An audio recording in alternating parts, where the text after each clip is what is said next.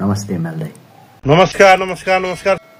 अनि के माल्दै तपाईँ त राम्रो नाच्नुहुन्छ अरे नि त नि, तपाईँ त इन्टरनेसनल डान्सर अरे नि त नि हो।